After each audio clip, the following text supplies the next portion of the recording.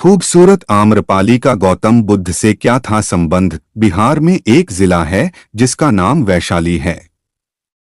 यहाँ की नगरवधु आम्रपाली और यहाँ के राजाओं के किस्से इतिहास में भरे पड़े हैं। कहते हैं कि एक गरीब दंपति को एक अबोध मासूम लड़की आम के पेड़ के नीचे मिली। पता नहीं कौन था उसके माता पिता और क्यों उसे आम के वृक्ष ने नीचे छोड़कर चले गए। आम के नीचे मिलने के कारण उसका नाम आम्रपाली रखा गया। आम्रपाली जब किशोरावस्था में पहुंची तो उसके रूप और सौंदर्य की चर्चा नगर में फैल गई। नगर का हर पुरुष उससे विवाह करने के लिए लालायित हो उठा। राजा से लेकर व्यापारी हर कोई आम्रपाली को पाना चाहता था। उसके माता पिता के समक्ष अब दुविधा और भय उत्पन्न हो चला था। अगर आम्रपाली किसी एक को चुनती तो राज्य में अशांति फैल जाती। जब वैशाली के राज प्रशासन को यह पता चला तो उन्होंने नगर में शांति स्थापित करने के लिए आम्रपाली को क्रमानुसार अंत में नगरवधु बना दिया।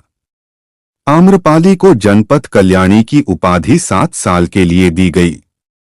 इसे साम्राज्य की सबसे खूबसूरत और प्रतिभाशाली महिला को दिया जाता था। आम्रपाली को अपना महल मिला, सेविकाएं मिली और लोगों से शारीरिक संबंध बनाने के लिए चयन का अधिकार भी मिला। इसके साथ ही वह दरबार की नर्तकी भी बन गई। आम्रपाली के रूप की चर्चा जगत प्रसिद्ध थी और उस समय उसकी एक झलक पाने के लिए सुदूर देशों के अनेक राजकुमार उसके महल के चारों ओर अपनी छावनी डाले रहते थे।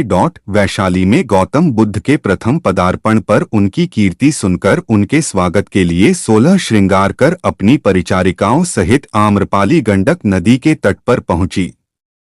आम्रपाली को देखकर बुद्ध को अपने शिष्यों से कहना पड़ा कि तुम लोग अपनी आंखें बंद कर लो या नीचे कर लो, क्योंकि भगवान बुद्ध जानते थे कि आम्रपाली के सौंदर्य को देखकर उनके शिष्यों के लिए संतुलन रखना कठिन हो जाएगा। ज्ञान प्राप्ति के 5 वर्ष पश्चात भगवान बुद्ध का वैशाली आगमन हुआ और उनका स्वागत वहां की प्रसिद्ध राजनर्तकी आम्रपाली ने किया था। बौद्ध धर्म के इतिहास में आम्रपाली द्वारा अपने आम्रकानन में भगवान बुद्ध और उनके शिष्यों को निमंत्रित कर भोजन कराने के बाद दक्षिणा के रूप में वह आम्रकानन भेंट देने की बड़ी ख्याति है। यह भी कहते हैं कि आम्रपाली एक बौद्ध भिक्षु पर मोहित हो गई थी। आम्रपाली ने बौद्ध भिक्षु को न केवल खाने पर आमंत्रित किया बल्कि 4 महीने के प्रवास के लिए भी अनुरोध किया था। बौद्ध भिक्षु ने उत्तर दिया कि वह अपने गुरु बुद्ध की आज्ञा के बाद ही ऐसा कर सकते हैं। अंत में आम्रपाली ने गौतम बुद्ध से कहा कि मैं आपके भिक्षु को मोहित नहीं कर पाई और उनकी आध्यात्मिकता ने मुझे ही मोहित कर आपके धर्म की राह पर चलने को विवश कर दिया है। आम्रपाली ने गौतम बुद्ध के समक्ष भिक्षु बनने की इच्छा प्रकट की, परंतु पहले तो बुद्ध ने इसके लिए इनकार कर दिया।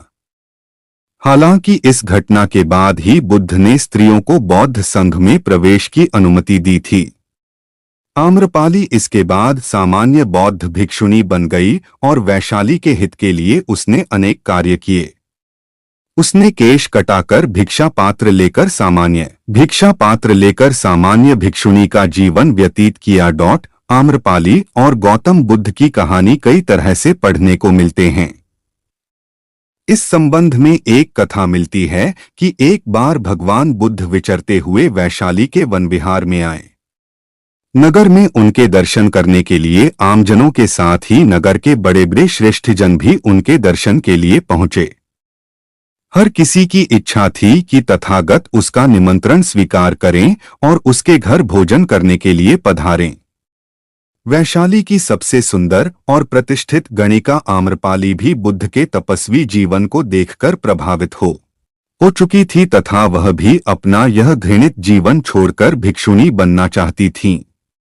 यही सोचकर वह भी गौतम बुद्ध को निमंत्रण देने पहुंच गई। बुद्ध ने उनका निमंत्रण स्वीकार कर लिया और वे उसके घर हो भी आए। जब उनके शिष्यों को इस बात का पता चला तो उन्होंने बुरा मानकर उनसे स्पष्ट रूप से कहा कि उन्होंने एक गणिका के घर जाकर बड़ा ही अनुचित कार्य किया है। अपने शिष्यों की बात सुनकर तथागत उन सबसे बोले, श्रावकों, आप लोगों को आश्चर्य है कि मैंने गणिका के घर कैसे भोजन किया। उसका कारण यह है कि वह यद्यपि गणिका है किंतु उसने अपने को पश्चाताप की अग्नि में जलाकर निर्मल कर लिया है। जिस धन को पाने के लिए मनुष्य मनौतियां करता है और न जाने क्या क्या तरीके इस्तेमाल करता है, उसी को आम्रपाली ने तुच्छ मानकर लात मारी है और अपना घृणित जीवन त्याग दिया है। ऐसे में मैं उसका निमंत्रण कैसे अस्वीकार कर सकता था। आप लोग स्वयं सोचे कि क्या अब भी उसे हेय माना जाए।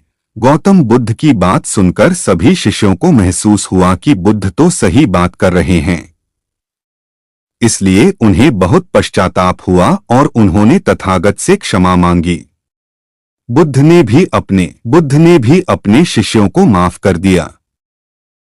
शिष्य की कहानी। गौतम बुद्ध के मठ का यह नियम था कि उनका कोई शिष्य जब भी कभी बुद्धत्व को प्राप्त कर लेता तब उसे कहा जाता कि एक दिशा में चले जाओ और आसपास के जो लोग हैं उनका ज्ञान वर्धन, उनकी जो आत्मा और चेतना जागृत करने का प्रयास करो और उनको सद्मार्ग पर लाना है।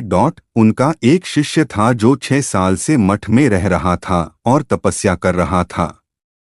एक दिन वह परेशान हुआ और सोचने लगा कि मेरे गुरुदेव ने मुझे आदेश क्यों नहीं दिया। इसी बात पर नाराज होकर वह गौतम बुद्ध के पास गया और कहने लगा कि मेरी तपस्या में ऐसी क्या कमी रह। ये देखकर गौतम बुद्ध ने उस शिष्य से पूछा कि ये क्या हाल कर लिया। तब उसने बताया कि आपने मुझे कैसे गांव में भेज दिया और वहां पर जब मैंने भिक्षा मांगी तो लोग मुझे डांटने लगे और भगाने लगे। एक व्यक्ति सिर्फ वहां पर मुझे भिक्षा दी, वो भी जमीन पर फेंककर, और कहा कि ले जाओ इसको। इतने बुरे गांव में आपने मुझे ज्ञान बांटने के लिए भेजा, अब आप मुझे कल किसी और गांव भेज देना, मैं जाकर के ज्ञान वहां देकर आता हूँ। गौतम बुद्ध यह सुनकर थोड़ा मुस्कुराए और उन्हें तो पता था कि ये कुछ कर नहीं पाएगा और कहा कि ठीक है, अगले दिन तो। गौतम बुद्ध ने पहले वाले शिष्य के सामने दूसरे शिष्य से पूछा कि हुआ क्या था। तब उसने कहा कि जिस गांव में आपने मुझे भेजा था वह के लोग बड़े भोले भाले हैं, भिक्षा दे नहीं रहे थे और एक व्यक्ति ने मुझे जमीन पर फेंककर भिक्षा दी और मैंने उसे स्वीकार कर लिया और उसे आशीर्वाद दिया कि तुम्हारा कल्याण हो। तो वह व्यक्ति चौंक गया और कहने लगा कि आप गजब के इंसान हो, मैं आपको जमीन पर फेंककर भिक्षा दी और आप मुझे कल्याण हो का आशीर्वाद दिया। तब मैंने उसे कहा कि मैं अपना कर्तव्य निभाऊंगा और आप भी बड़े दानी हैं और आपने मुझे भी। उसके बाद में जब वह से निकल रहा तब मैंने देखा कि एक बच्चा बीमार था और मैं जंगल में गया तब वहां से जड़ी बूटी लाने, और जब मैं लौट रहा था तब कुछ लोगों ने मुझे पकड़ लिया और पूछने लगे कि यह जड़ी बूटी कहाँ लेकर जा रहा हूँ। तब मैंने उनसे निवेदन किया कि मुझे छोड़ दो, एक बीमार छोटे बच्चे की मदद करनी है, और तब उन्होंने मुझे छोड़ दिया। जब मैं गांव में वापस आकर उस बच्चे की मलहम पट्टी कर रहा था तो तभी गांव वाले मुझ पर हमला करने लगे। तब उस दानी व्यक्ति ने जिसने मुझे जमीन पर फेंककर भिक्षा दी थी उसने गांव वालों को रोका और कहा कि यह ठीक व्यक्ति है और इसे अपना काम करने दो। जब मैंने जड़ी बूटी लगाई तो बच्चा ठीक हो गया और सब मेरे लिए तालियां बजाने लगे। सभी गांव वाले कहने लगे कि कल फिर आएगा गुरुदेव, मुझे कल फिर उस गांव में भेजिएगा क्योंकि वह बड़े ही भोले लोग और अब की बार कोशिश करूंगा कि थोड़ा प्यार और उनके पास पहुंचाने का और ज्ञान की थोड़ा पहुंचाने का। वो सब ज्ञानी तो लेकिन बस जब अनजान व्यक्ति से बात करने में डरते हैं। वो जो पहला शिष्य था जो एक दिन पहले उसे गाँव में गया था वह सुन रहा था और समझ रहा था और गौतम बुद्ध की चरणों में गिरकर बोला कि गुरुदेव, कमी तो मुझ में ही थी, आपने ज्ञान तो बहुत सारा दिया लेकिन मैं उसे आचरण में नहीं ढाल पाया और मैं अहंकार को ऊपर रखा और उसी गांव के लोगों को पहचान नहीं पाया और मार खाकर चला आया, और मार तो इन्होंने भी खाई। ले किसी व्यक्ति के लिए पहले से ही कोई राय न बनाएं। गौतम बुद्ध का एक खास शिष्य धम्माराम आश्रम में अपना काम करता और काम पूरा होने के बाद वह एकांत में चला जाता था। वह किसी से ज्यादा बातचीत भी नहीं करता था। जब धम्माराम एकांत में ज्यादा रहने लगा तो अन्य शिष्यों को लगा कि इसे घमंड हो गया है। शिष्यों ने बुद्ध से धम्माराम की शिकायतें करनी शुरू कर दी। एक दिन बुद्ध ने धम्माराम से सभी शिष्यों के सामने पूछा, तुम ऐसा क्यों करते हो? धम्माराम बोला, आपने कहा है कि कुछ दिनों में आप ये संसार छोड़े देंगे, तो मैंने ये विचार किया है कि जब आप चले जाएंगे तो हमारे पास सीखने के लिए क्या रहेगा। इसीलिए मैंने ये तय किया कि मैं एकांत और मौन को समझ लूं, ठीक से सीख लूं। ये दो काम आपके जीते जी मैं करना चाहता हूँ। बुद्ध ने अन्य शिष्यों से कहा, तुम सभी ने देखा कुछ और समझा कुछ। तुम्हारी आदत है कि तुम दूसरों की बुराई करते हो, इसीलिए तुम सभी ने धम्माराम की अच्छी बात को भी गलत रूप में लिया। बुद्ध की सीख, हमें किसी व्यक्ति को ठीक से जाने बिना उसके बारे में कोई राय नहीं बनानी चाहिए। अछूत विचार। एक बार गौतम बुद्ध वैशाली नगरी में धर्म प्रचार के लिए जा रहे थे। जब वे नगरी के बीचों बीच से गुजर रहे थे तब उन्होंने देखा कि कुछ सैनिक एक लड़की का पीछा करे रहे हैं। तभी वह डरी हुई लड़की एक कुएं के पास जाकर खड़ी रह गई और वह हांफ रही थी और प्यासी भी थी। तभी बुद्ध ने उस बालिका को अपने पास बुलाया और कहा कि वह कुएं से पानी निकाले और स्वयं।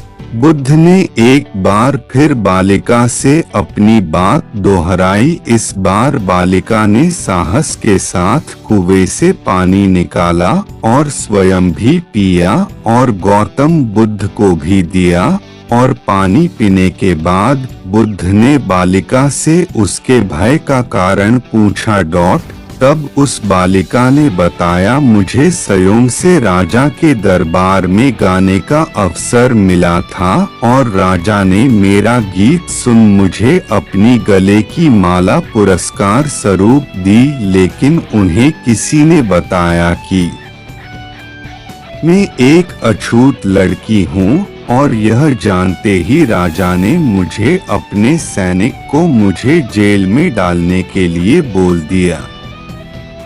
मैं जिस बालिका के मधुर कंठ से निकले मधुर गीत का आपने आनंद उठाया, उसे पुरस्कार दिया और जिसके कार्य इतने अच्छे हों वह अछूत हो नहीं सकती। और उस बालिका के साथ नीची सोच और छोटे कार्य करके अछूत होने का परिचय तो आपने दिया है।